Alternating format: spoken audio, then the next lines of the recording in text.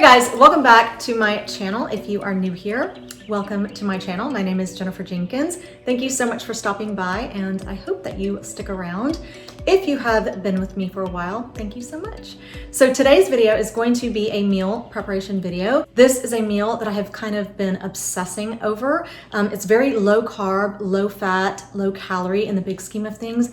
It is so delicious, so flavorful. Now, I do want to say that I have made two versions of this casserole. And the first version, I'm actually going to be showing you the second version.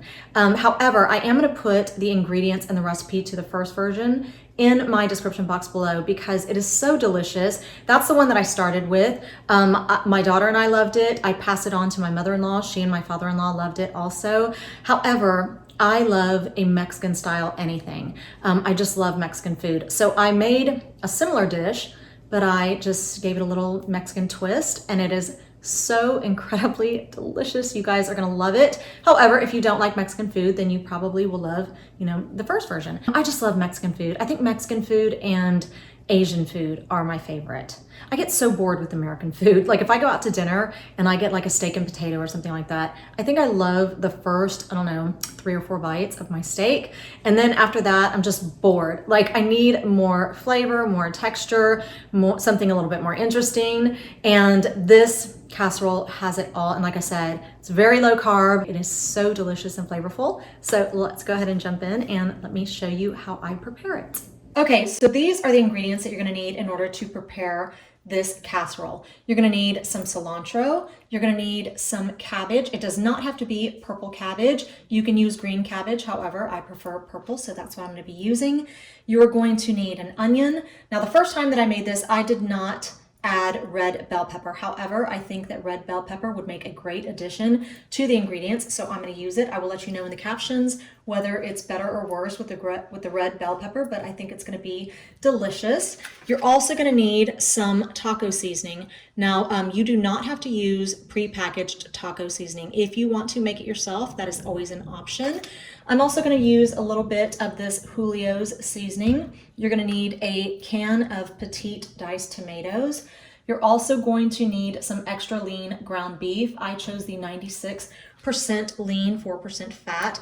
You can choose whatever, ground beef that you would like. However, I try to eat more low fat, low calorie, so I've chosen the extra lean ground beef. Now, you're also gonna need a baking dish, and then you're gonna need something to coat your baking dish with, and I went ahead and chose the extra virgin olive oil from Walmart. So those are the ingredients that you are going to need. So let's jump in and let me show you how I prepare it. Okay, so in this pan over here, I have the ground beef, and I am browning it along with the red bell peppers and the onions. I just diced those up. Now in this pan over here, I have about 1 inch of water at the bottom, and I've got my purple cabbage in there, and I brought it to a boil. Now I'm just gonna cover it and just let it steam until it's the texture that I would like. Usually it takes about 10 minutes. So that is what I'm gonna do. I actually think that this ground beef is cooked enough because I am going to drain it and I'm going to add some more ingredients, and then we also are going to stick it in the oven. So I don't want to brown it too much. So I think this is actually perfect. So I'm going to go ahead and drain it right now. Okay, so now I'm going to go ahead and add my can of Petite diced tomatoes. Now I did drain most of the juice, but there's still quite a bit in there, and that's fine. I'm going to add some cilantro. I think I could have taken a few of those stems out of there. And then I'm going to add my taco seasoning, and I'm going to mix it all together.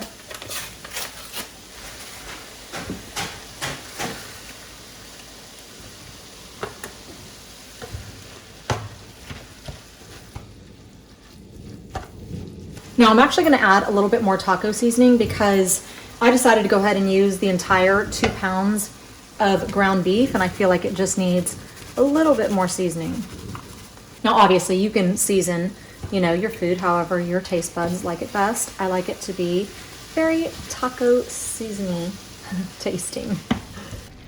Okay, so both of these look ready to go into the casserole dish.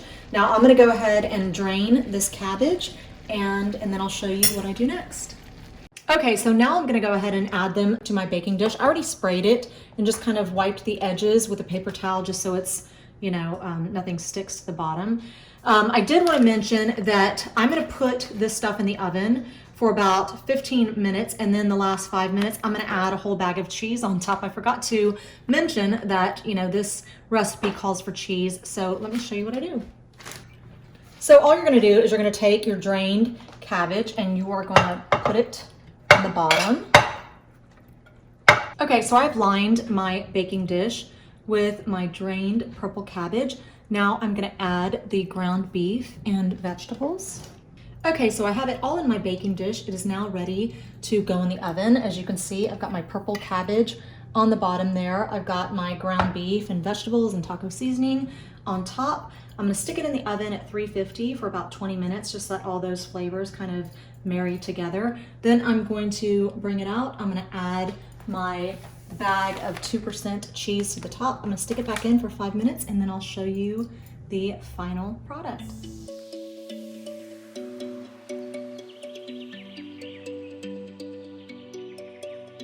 Okay, so this is what the casserole dish looks like fully cooked. So let me show you what this looks like from the side because it's just gorgeous. So this is what it looks like from the side. It's just so colorful and it's just really pretty, but on top of it, it is so delicious. I think that if you made it, your friends and family would love it. Now, whenever I eat anything Mexican style, I have to eat it with sour cream. And of course, I eat it with light sour cream because I'm trying to, you know, cut back on fat and calories. And I also thought, you know, if you wanted to, a lot of people like olives in their Mexican dishes. I think that that would be a good addition. Also, you could add corn unless you're on, you know, a low carb diet, then you're not gonna wanna add corn, but I think that that would taste really good in this dish also.